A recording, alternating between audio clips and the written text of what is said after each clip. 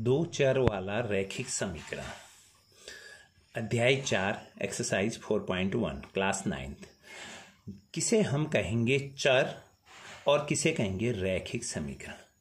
चर जिसे कि आप जानते हैं किससे दर्शाते हैं, एक्स, वाई, जेड, ए, बी, सी और किसे आर, पी, क्यू। ठीक है, अब यहाँ पर पहले हम ये जान लें कि एक चर वाला रैखिक समीकरण इसको कहते हैं जब चर की घात एक होती है।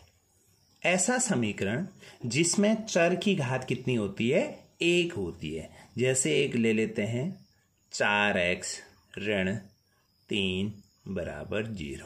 रैखिक समीकरण यानी सीधी सी बात है जिसमें चर की घात एक होती है, एक चर वाला, यानी पहले हम एक चर वाला बता रहे हैं यहाँ पर। तो यहाँ पर x एक चर है, देखिए इसकी घात कितनी है, एक, यहाँ पर देख रहे हैं आप।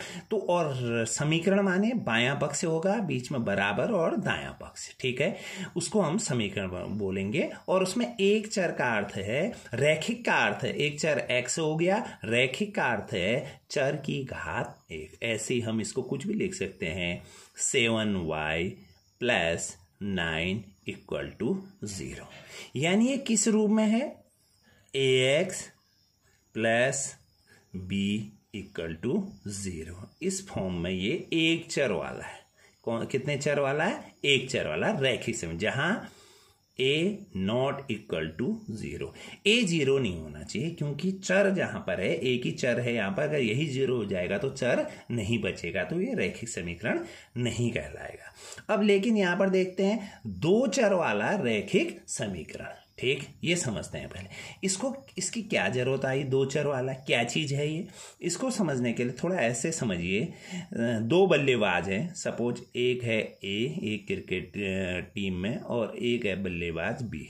दो क्रिकेट खिलाड़ी हैं और दोनों ने किसी मैच में रन बनाए और दोनों ने मिलकर कुल रन बनाए 110। अब कुल रन कितने बनाए, 110 रन बनाए, ठीक है ना। तो हम इसे कैसे लिखेंगे, कैसे पता चले, एक बल्लेबाज है x और दूसरा बल्लेबाज है y, और दोनों ने कितने रन बनाए मिलकर, 110। ये एक चर हो गया x, दूसरा चर हो गया y। और रैखिक का अर्थ है चर, दोनों चरों की घात कितनी है, देखिए एक। यानी रैखिक समीकरण का अर्थ है चर की घात एक होनी चाहिए। और यहाँ पर देखिए दो चर हैं, एक x है और एक y है, दोनों की कुल रन कितने बनाए, दोनों ने मिलकर एक क्रिकेट मैच में 110। तो ऐसे हम इन समीकरणों को लिखते हैं, रैखिक समीकरण कहलाते हैं। ऐसे हम कुछ भी लिख सकते हैं, जैसे मैंने लिख दिया 3x ऋण 5y बराबर 9, ठीक, ये भी एक समीकरण हो गया, रैखिक समीकरण। यानी ये किस रूप में लिख सकते हैं, किस रूप में आ रहा है, ax + by = c।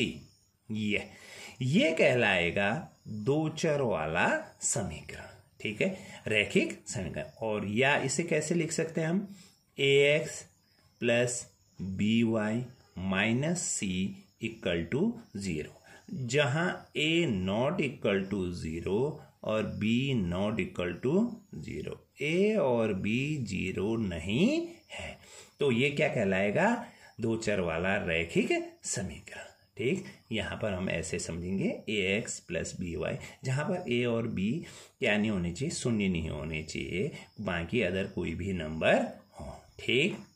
क्लियर हुआ। यहाँ पर हम इस रूप में इसको लिख सकते हैं, ax + by, जहाँ चर की घात एक है, ठीक, और समीकरण इसलिए है बायां पक्ष से है, दायां पक्ष से है। और इसे इस रूप में भी लिख सकते हैं, a, b और c क्या है, रियल नंबर्स हैं हमारे, ठीक है।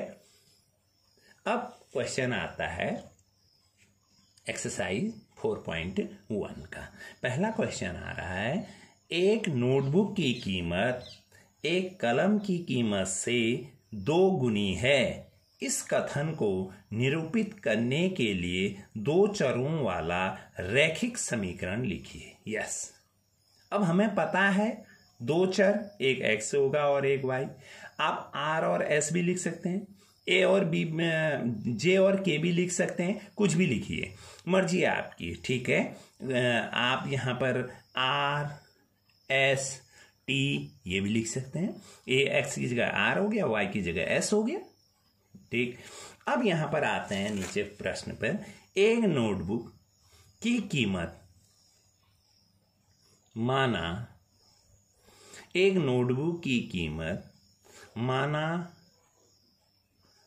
नोटबुक की कीमत कितनी है, x रुपया है, और कलम की कीमत, कलम की कीमत कितना है, y रुपया है, ठीक। अब प्रश्न के अनुसार, प्रश्न के अनुसार देखिए क्या कहता है प्रश्न।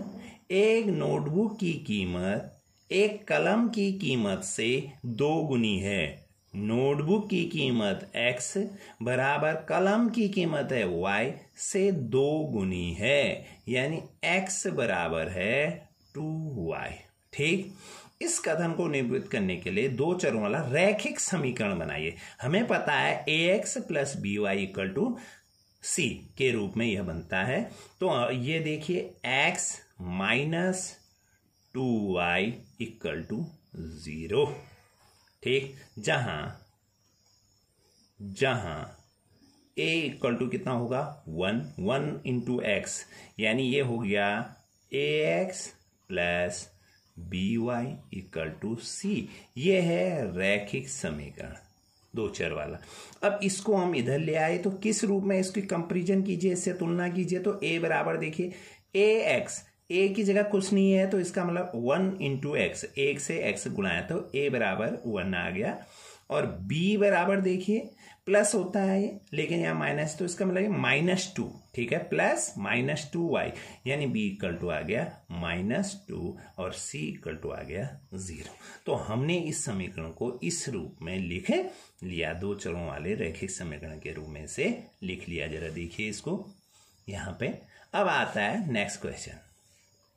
नेक्स्ट क्या है क्वेश्चन, निम्नलिखित रैखिक समीकरणों को ax plus by plus c equal to 0 के रूप में बताइए। इस समीकरण को इस रूप में लिखना है, ठीक है। तो इसका पहला हम लेते हैं 2x plus 3y equal to 9.35 बार, का अर्थ है 5 लगातार है इसमें, ठीक है ना।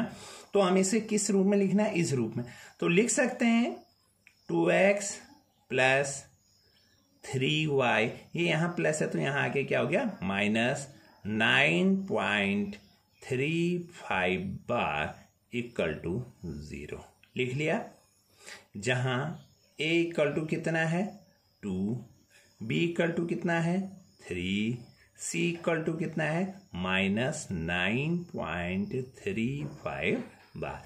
अब ये कैसे आया, क्योंकि क्या है, किस रूप में है समीकरण लिखना, ax plus by plus c equal to 0, इस रूप में लिखना है। कंपेरिजन कर लीजिए, ax यानी a की जगह कितना है 2, by b की जगह कितना है 3, और प्लस c प्लस, तो ये प्लस है नहीं माइनस है, तो प्लस ये पूरा क्या है माइनस, तो ये हमने इस रूप में लिख लिया, ठीक है। अब इसी को हम किस रूप में लिख सकते हैं, आप जरा देखिए ये नेक्स्ट सवाल को, इस क्वेश्चन को किस रूप में लिख सकते हैं, यहीं पर बना लेता हूं इसको समझने के लिए आपके। इधर देखेंगे सेकेंड है इसका x minus y by 5 -10 equal to 0। इसको मैं ऐसा भी लिख सकता हूं, कुछ नहीं है आगे तो 1 इंटू एक्स, समझने के लिए आपको 1 गुणा एक्स ऋण 1/5 गुणा y ऋण 10 बराबर 0। तो कंपैरिजन कीजिए, तुलना कीजिए इससे, तो क्या आ गया, a equal to 1, b equal to -1/5 और c इक्वल टू -10। ठीक, तो हमने जब इसकी तुलना की तो ये इस रूप में हमें प्राप्त हो गया। तो निम्नलिखित रैखिक समीकरणों को इस रूप में बताइए। तो ऐसे हम इस रूप में समीकरण को लिख सकते हैं। ये इधर प्लस 0 था, इधर ये ऑलरेडी माइनस पे बना हुआ है पहले से, यहाँ से 0 इधर ले जाने की जरूरत नहीं है, क्योंकि ax plus by plus c के रूप में पहले से ही है, ये है ना। बट a बराबर ये हो गया, b बराबर ये हो गया और c बराबर -10। आप ये देख रहे हैं, तो क्लियर हुआ, इसको समझ रहे हैं इसको। तो आप ऐसे हम अनेकों प्रश्नों को इसको बना सकते हैं। लेकिन 2 चर वाला रैखिक समीकरण किस रूप में होगा, ax plus by plus c equal to 0। रैखिक क्यों कहते हैं, क्योंकि चर का मान के, चर की पावर कितनी होती है, 1, तो रैखिक समीकरण कहलाएगा। ठीक, क्लियर।